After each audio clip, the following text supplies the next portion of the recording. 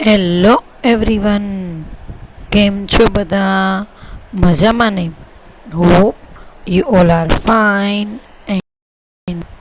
તો વિદ્યાર્થી છે આપણે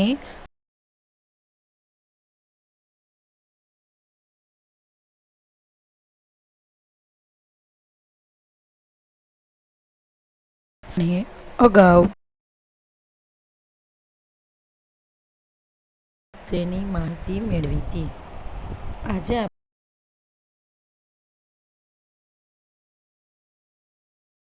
અને જોગવાઈઓ વિશેની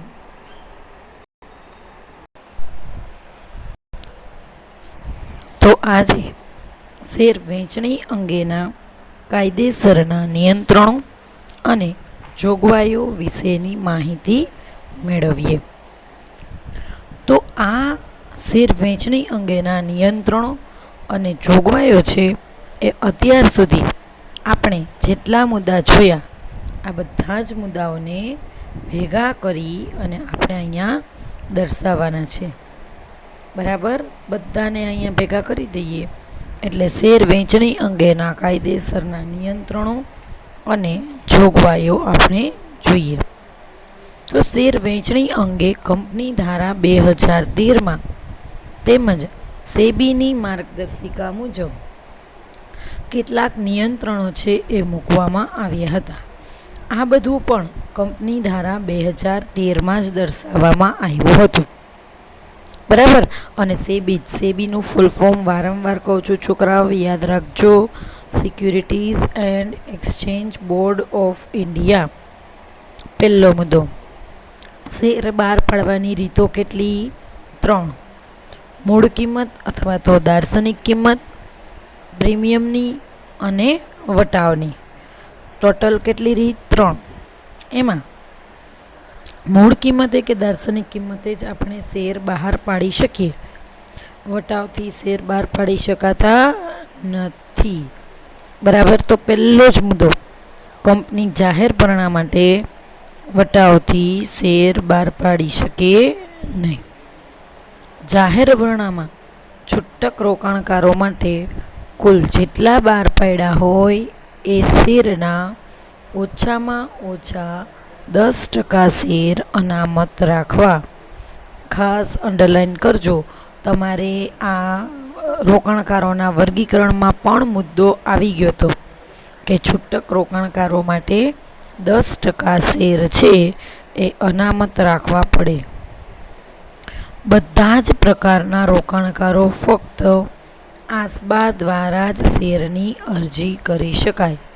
બરાબર, જેટલા પણ રોકાણકારો હોય આપણે શેરની અરજી કેવી રીતે કરી શકીએ? આસબા દ્વારા. આસબા એટલે શું? Application supported by blocked amount. બરાબર, નવો કંપની ધારો 2013નો આવ્યો ત્યારે આપણે આસબા દ્વારા જ શેરની અરજી છે એ કરી શકીએ. એનાથી આગળ, શેર અરજીઓ સ્વીકારવા માટે જાહેર પરણો ખુલ્લા મૂક્યાની તારીખથી, જાહેર પરણો ખુલ્લું મૂકવાની તારીખ કેટલી છે? 3 થી 5 દિવસ. તમે પોઈન્ટ નંબર 2 શેર અરજીઓ મેળવવી એમાં જાહેર પરણું ખુલ્લું રાખવાની તારીખો જોઈ ગયા. જાહેર પરણું ખુલ્લું રાખવાની તારીખ કેટલી છે? 3 થી 5 દિવસ. આ 3 થી 5 દિવસ આપણે જાહેર પરણું છે એ ખુલ્લું રાખી શકીએ. એ પછીના 10 દિવસ એટલે ટોટલ ઓમ જોવો ને તો 15 દિવસમાં આખી વસ્તુઓ છે એ થઈ જવી જોઈએ. એટલે ભરણું ખુલ્લા મૂક્યાની તારીખથી 10 દિવસની અંદર શેર અરજીઓ સ્વીકારાઈ જવી જોઈએ. શેર અરજીઓની વહેંચણી કરી નાખવાની. માન્ય શેર બજારોમાં શેરની નોંધણી કરાવવાની પ્રક્રિયા પૂરી થઈ જવી જોઈએ. બરાબર, શેર અરજીઓ મેળવી લેવાની. બરાબર, શેર અરજીઓનું વર્ગીકરણ કરી લેવાનું અને માન્ય શેર બજારમાં એની નોંધણી પણ કરાવી નાખવાની. નોંધણી કરાવો તો શેરનું ખરીદ વેચાણ તમારા માટે શક્ય બને. ત્યારબાદ ફાળવેલ શેરની માન્ય શેર બજારોમાં લે વેચ થઈ શકે. લે વેચ કયો, ખરીદ વેચાણ કયો, બધું સરખું. તમારે જોઈતા હોય છોકરાઓ તો આ શેર રાખી શકો, જો ન જોઈતા હોય તો આ શેર વેચી નાખો. એટલે માન્ય શેર બજારમાં શેરની લે વેચ થઈ શકે. જે લોકો શેરની અરજી કરવા માંગતા હોય એ જે તે અરજદારનું ડીમેટ ખાતું હોવું ફરજિયાત છે. તમને ખબર છે, નવા કંપની ધારા 2013 પછી જે લોકો પાસે ડીમેટ એકાઉન્ટ છે એ જ લોકો શેરનું ખરીદ વેચાણ કરી શકશે. જેમ તમારી પાસે પાન કાર્ડ હોય બરાબર, તો જ તમે આઈટી રિટર્ન પે કરી શકો. એ જ રીતે ડીમેટ ખાતું હશે બરાબર, તો જ તમે શેરની ખરીદ વેચાણની પ્રક્રિયા હાથ ધરી શકો. ફાળવેલ શેર અરજદારના ડીમેટ ખાતામાં જ જમા થાય છે બરાબર. જે ડીમેટ ખાતું હોય એમાં જ આપણે ફાળવેલ શેર છે એ શું થઈ જતા હોય છે, તો કે જમા કરવામાં આવતા હોય છે. ત્યારબાદ છોકરાઓ નેક્સ્ટ ટોપિક, કંપનીએ બહાર પાડેલ શેરના ઓછામાં ઓછા 90%, એને આપણે લઘુત્તમ ભરણું કહી શકાય, શેર અરજીઓ છે એ મેળવવી જોઈએ. જો 90%થી ઓછી અરજીઓ આવી તો આવી કંપની શેરની વહેંચણી કરી શકતી નથી. એટલે આનું મતલબ લઘુત્તમ ભરણું કેટલા ટકા ભરાવવું જોઈએ? 90%. લઘુત્તમ ભરણું કેટલા ટકા? 90%. જો લઘુત્તમ ભરણું 90% ન ભરાય તો આપણી કંપની ચાલુ થયા પહેલાં શું થઈ જાય? બંધ થઈ જાય. એટલે એના માટે તો કે બાંહેધરી કરાર ન કરેલ હોય એવા શેરનો. જો એક વખત બાંહેધરી કરાર કરી નાખો તો કોઈને કાંઈ પ્રશ્ન જ નથી. એટલે એના માટે તમારે શું કરવાનું? તો કે બાંહેધરી કરાર છે એ કરાવી નાખવાનું બરાબર. બાંહેધરી કરાર કરવો કમ્પલસરી છે.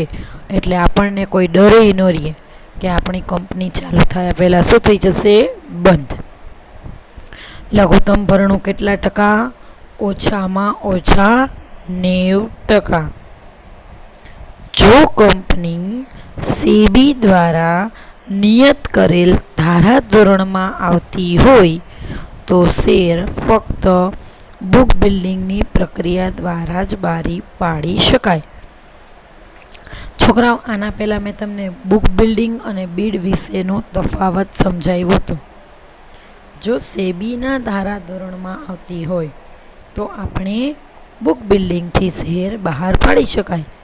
એટલે કે આપણો કોઈ જે કાંઈ પણ શું કહેવાય ભાવ છે એ નક્કી ન હોય તો પણ આપણે શેર બહાર પાડી શકીએ છીએ. પણ જો એના પછીનો જ મુદ્દો કે કંપનીએ અગાઉથી જ નક્કી કરેલા ભાવે શેર બહાર પાડ્યા હોય તો કંપનીએ વિજ્ઞાપન પત્ર બહાર પાડવાનું બરાબર. કે ભાઈ મારા શેરનો ભાવ મેં તમને બતાવ્યું હતું કે મારા શેરનો ભાવ 100 રૂપિયા છે, 120 રૂપિયા છે. આવું નક્કી કરેલા ભાવે જો હું શેર બહાર પાડું તો મારે વિજ્ઞાપન પત્ર બહાર પાડવાનું. અને જો નક્કી કરેલા શેર નથી, બુક બિલ્ડિંગથી મેં શેર બહાર પાડ્યા છે, હમણાં જ 7મા મુદ્દામાં કીધું કે તમે શેર બુક બિલ્ડિંગથી પણ બહાર પાડી શકો.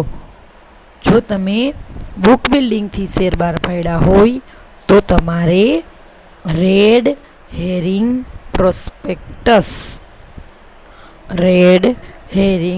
પ્રોસ્પેક્ટસ તમારે શું કરવું પડે?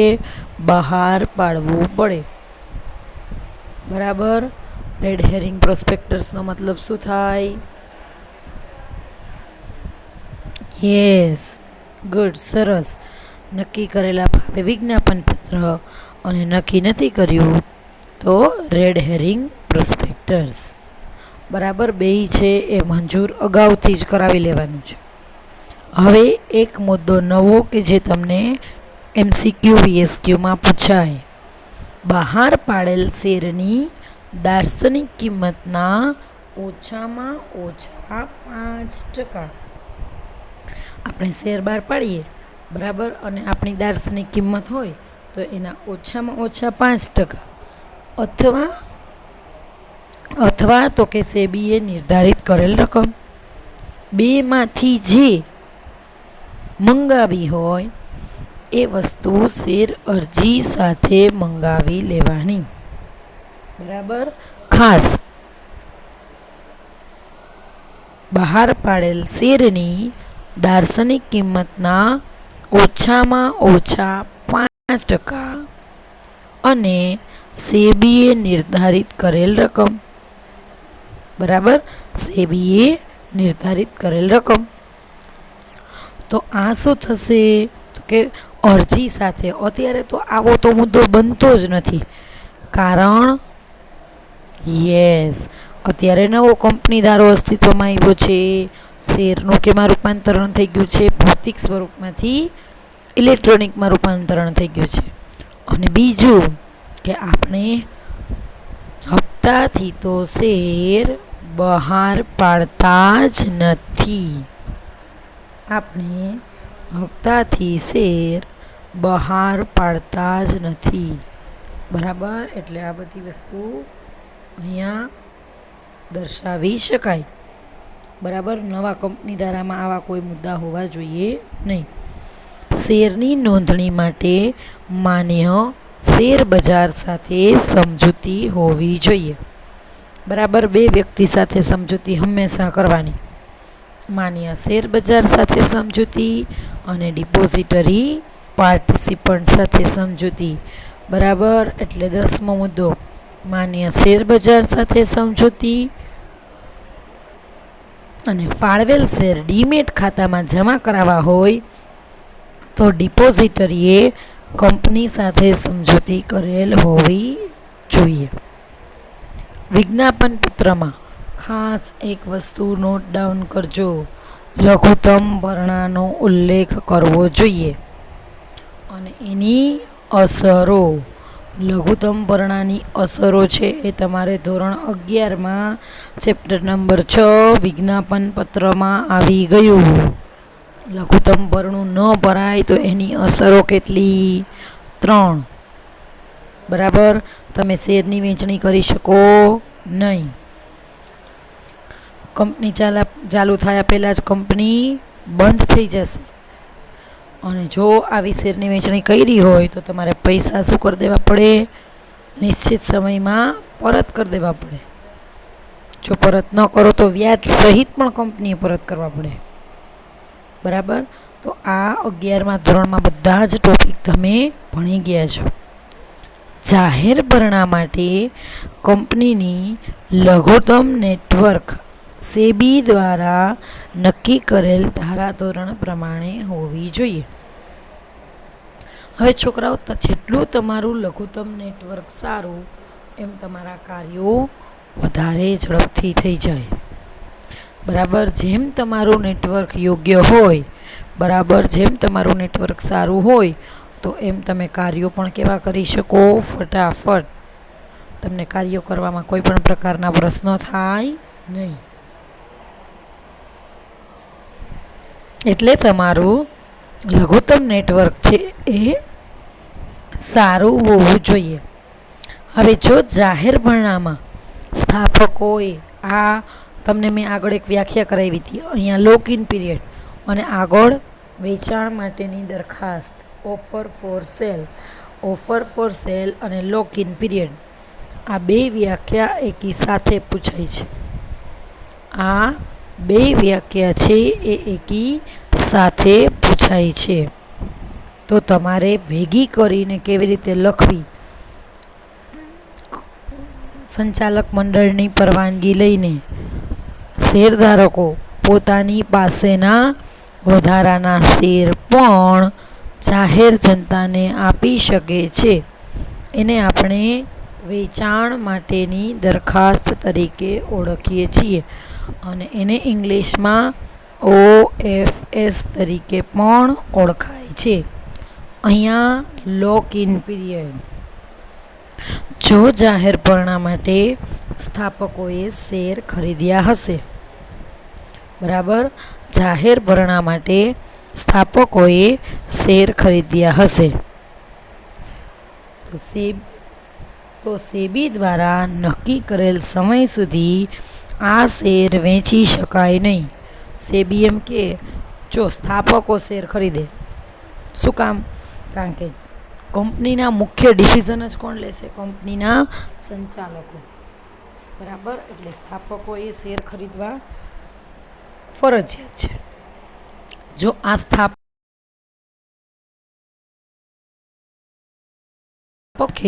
તો અનેકો તો બળબીએસ છે કે પોતાના શેર વેચી જ નાખવાના.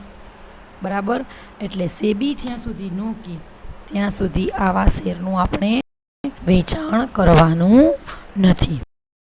જાહેરપણામાં સ્થાપકોએ શેર ખરીદ્યા હોય અને સેબીએ નક્કી કરેલા સમય સુધી વેચી શકે નહીં, તેને આપણે લોક ઇન પીરિયડ તરીકે ઓળખીએ છીએ. બરાબર, જાહેરપણા માટે સ્થાપકોએ શેર ખરીદ્યા હોય અને સેબીએ નક્કી કરેલ સમય સુધી વેચી શકાય નહીં, જેને આપણે લોક ઇન પીરિયડ તરીકે ઓળખીએ છીએ. તો છોકરાઓ, આ 14 મુદ્દા આપણે કંપની ધારાની જોગવાઈઓ અને નિયંત્રણોના જોયા. હવે આ જોગવાઈઓ અને નિયંત્રણોમાંથી જ થોડાક મુદ્દા લઈને આપણે નવો ટોપિક કરવાનો છે, જે છે અનિયમિત શેર વેચણી. અનિયમિત શેર વેચણી અને ગેરકાયદેસર શેર વેચણી એ આપણા નેક્સ્ટ ટોપિક છે. હવે નામ ઉપરથી તો છોકરાઓ તમને ખ્યાલ પડી જવો જોઈએ કે અનિયમિત શેર વેચણી અને ગેરકાયદેસર શેર વેચણી છે એ બંને કેવું છે? સરખું. પણ આપણે તો અહીંયા એ જ જોવાનું છે કે બંનેમાં ડિફરન્સ શું હોય. ચાલો જોવું છે ને, અનિયમિત શેર વેચણી અને ગેરકાયદેસર શેર વેચણી. તો ચાલો જોઈએ અનિયમિત શેર વેચણી. અનિયમિત શેર વેચણીના અર્થ અને સંજોગો. અનિયમિત શેર વેચણી એટલે શું? જો તમે આગળનો જે આ ટોપિક કર્યો તો એનું નામ યાદ રાખો તો આપણને અનિયમિત શેર વેચણીની વ્યાખ્યા આવડી જાય. એટલે કે શેર વેચણી અંગેના કાયદેસરના નિયંત્રણો અને જોગવાઈઓનું પાલન કર્યા વગર, અથવા તો શેર વેચણી અંગેના કાયદેસરના નિયંત્રણો અને જોગવાઈઓનું પાલન કર્યા વગર, અથવા તો આપણે એનું પાલન કરતા નથી. જો એ જ વસ્તુ શેર વેચણી અંગેના કાયદેસરના નિયંત્રણો કે જોગવાઈઓનો અમલ કર્યા સિવાય, બરાબર, 14 મુદ્દા જોયા હતા. આ 14 મુદ્દાનું આપણે પાલન કરતા નથી, બરાબર, અથવા તો આપણે એનો ભંગ કરીએ છીએ. શું કરીએ છીએ? તો કે આપણે એનો ભંગ કરીએ છીએ. તો આવી શેર વેચણીને અનિયમિત શેર વેચણી તરીકે ઓળખવામાં આવે છે. બરાબર, ટોપિકનું નામ જ યાદ રાખજો, શેર વેચણી અંગેના કાયદેસરના નિયંત્રણો અને જોગવાઈઓનો ભંગ કરીને, બરાબર, અથવા તો એનો અમલ કર્યા સિવાય જે શેર વેચણી કરવામાં આવે તેને અનિયમિત શેર વેચણી તરીકે ઓળખવામાં આવે છે. હવે આમાં જ અનિયમિત શેર વેચણીના સંજોગો. તો આ સંજોગો ક્યાંય આપણે બહારથી લેવા ગયા? તો કે ના. તો કયા છે? તો કે આપણે જે 14 જોયા હતા એની અંદરના છે, પણ થોડુંક ટ્વિસ્ટ કરીને કર્યું છે. તો ચાલો સંજોગો જોઈએ. અહીંયા સંજોગો અને અસરો બંને આપેલી હશે. જો કોઈ પણ વસ્તુ બનવાના સંજોગો હંમેશા ઝાઝા હોય. ખાડામાં પડવું હોય તો એના સંજોગો ઘણાય હોય, પણ ખાડામાં પડ્યા પછી એની અસરો તો કે ઓછી થાય. હાથ ભાંગે, પગ ભાંગે, એટલે અસર તમને ઓછી જોવા મળે. હંમેશા કોઈ પણ કારણ બનવાના સંજોગો છે એ વધારે હોય. બરાબર. તો અહીંયા સંજોગો 8 અને અસરો 3. સંજોગો 8 અને અસરો 3 એટલે ખાસ બેનો ડિફરન્સ સમજાવવા માટે કહું છું, કારણ કે સંજોગો અને અસરો પૂછાય ત્યારે છોકરાઓ એ જ કરતા હોય છે, બંને ભેગું કરી દે. સંજોગો પૂછાણા છે ત્યારે એની અસરો લખે અને અસરો પૂછાણી હોય ત્યારે સંજોગો લખે. એટલે બનવાના સંજોગો ઝાઝા, અસરો થોડી, અને અસરોય અનિયમિતમાં કેટલો સમય રહે છે? 2 માસ, 2 માસ અને 2 વર્ષ. તમને એમ થાય કે મેડમ ભૂલથી 2 વાર બોલી ગયા? ના, એવું જ આવશે. 2 માસ, 2 માસ અને 2 વર્ષ. ઓકે, તો વિદ્યાર્થી મિત્રો, આપણે અનિયમિત શેરવેચણીના સંજોગો તરફ આગળ વધીએ. લઘુત્તમ ભરણું મળ્યા વગર કરેલ શેરવેચણી. લઘુત્તમ ભરણું કેટલા ટકા ભરાવવું જોઈએ? યસ, 90%. તો આ લઘુત્તમ ભરણું ભર્યા જ નથી અને આપણે શેરની વહેંચણી કરી નાખીએ તો એને અનિયમિત શેરની વહેંચણી તરીકે ઓળખાય છે. બીજું, વિજ્ઞાપન પત્રની નકલ રજિસ્ટ્રાર ઓફ કંપની સમક્ષ નોંધાવી ન હોય. વિજ્ઞાપન પત્ર નોંધાવવું ફરજિયાત છે. જો તમે નોંધાવતા નથી અને શેરની વહેંચણી કરી નાખો છો તો એને આપણે અનિયમિત શેર વહેંચણી તરીકે ઓળખીએ છીએ. શેર અરજી સાથે શેરની દાર્શનિક કિંમતના ઓછામાં ઓછા 5% અને સેબીએ નક્કી કરેલ રકમ આ ન મળેલ હોય તો પણ આપણે અનિયમિત શેર વહેંચણી તરીકે ઓળખી શકાય. આ મુદ્દો પણ કેમાં આવી ગયો તો? યસ, શેર વહેંચણી અંગેના નિયંત્રણો અને જોગવાઈઓનો કે જ્યારે તમે શેરની અરજી કરો ત્યારે દાર્શનિક કિંમતના ઓછામાં ઓછા 5% અને સેબીએ નક્કી કરેલી રકમ અરજી સાથે જ મળી જવી જોઈએ. કંપનીએ એસ્ક્રો બેંક ખાતું ક્યાં ખોલાવવાનું? શિડ્યુલ બેંકમાં જ. પણ જો આ એસ્ક્રો ખાતું શિડ્યુલ બેંકમાં ન ખોલાવો તો કે આને પણ કેવી કહેવાય? અનિયમિત શેર વહેંચણી. તમે કંઈક ગોટા કરવા માંગો છો એટલે જ તમે શિડ્યુલ બેંકમાં એસ્ક્રો ખાતું નથી ખોલાવતા. નોંધણી માટે તો કે માન્ય શેર બજાર સાથે સમજૂતી ન કરેલી હોય, ડિપોઝિટરી સાથે સમજૂતી કરેલ ન હોય. તો આ બંને મુદ્દા આપણે જોઈ ગયા હતા કે માન્ય શેર બજાર સાથે સમજૂતી કરવી જોઈએ અને ડિપોઝિટરી સાથે પણ આપણે શું કરવું જોઈએ? સમજૂતી કરવી જોઈએ. તો આ બંને મુદ્દા પણ તમે જોઈ ગયા હતા. એટલે માન્ય શેર બજાર સાથે સમજૂતી અને ડિપોઝિટરી સાથે પણ આપણે શું કરવાની હતી? સમજૂતી કરવાની હતી. ત્યારબાદ સેબીની માર્ગદર્શિકા અને કંપની ધારાની જોગવાઈઓનું પાલન કર્યા વગર શેરની અરજી કરેલ હોય. બરાબર. સેબીની માર્ગદર્શિકા અને કંપની ધારાની જોગવાઈઓનું પાલન. હજી તો અહીંયા 3 કાયદા લઈ લેવાના. બરાબર. સેબી 1992 આવી ગયો. કંપની ધારાની જોગવાઈ એમાં 2013નો નવો કંપની ધારો લઈ લ્યો.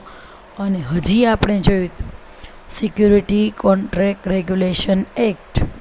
બરાબર.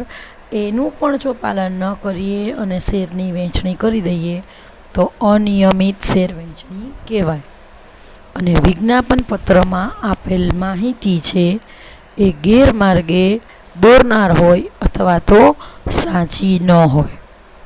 વિજ્ઞાપન પત્ર આખું ખોટું જ હોય. તમને ખબર છે કે વિજ્ઞાપન પત્રની જ મદદથી આપણે શેર ખરીદવા કે નહીં એનું ડિસિઝન લઈ શકીએ છીએ. તો એમાં જ માહિતી ખોટી છે.